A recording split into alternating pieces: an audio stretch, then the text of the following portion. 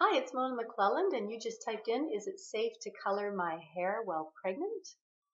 And that's a really great question. I'm glad that you're taking the time to look into that. And I'm guessing that you're probably pregnant or you're hoping to get pregnant and you're wondering, what are you going to do with your roots during those 9 months that you're pregnant? And you've got to even think further than that. You've got to think about while you're breastfeeding.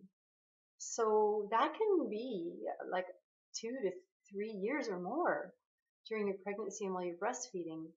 And I want you to think about how many times you might be putting dye molecules into your scalp and in through your body, because your skin is an organ, the largest organ of your body. And when you're putting the dye molecules on your head, it really depends on the frequency and the environment that you are in. And a hair salon is a very toxic environment. I worked in one for almost 3 decades. And I can tell you that I had to retire due to chemical sensitivities. Now, getting back to being pregnant and putting color on your hair, there is a way to get around it. I had a friend whose husband was a naturopath, and he said no way was she going to color her hair through any of her pregnancies. And she had very gray hair, and so when her hair was growing out, there was quite a line of demarcation, meaning from the white to the color. And so what I did is I opted for foils. I should probably get one, but it's just like a piece of tin foil, and it gets laid under a piece of hair, and then you paint the hair over top of the tin foil, wrap it in a little packet, go to the next one. And most hairdressers use them for highlighting hair. But I just took slashes of hair, and especially through the crown of her head and around the temples, and put color in through these packets and processed the color without touching her scalp. So if the color is not touching your scalp and you're using foils, that's the safest way.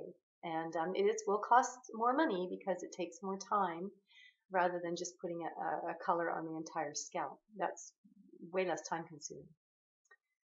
Now, as I mentioned, I had to retire from the industry because of chemical sensitivities, and even being in a salon while you're pregnant is I'm not going to say it's going to damage your baby, but it depends on how concerned you are about what's going in your body while you're pregnant, really.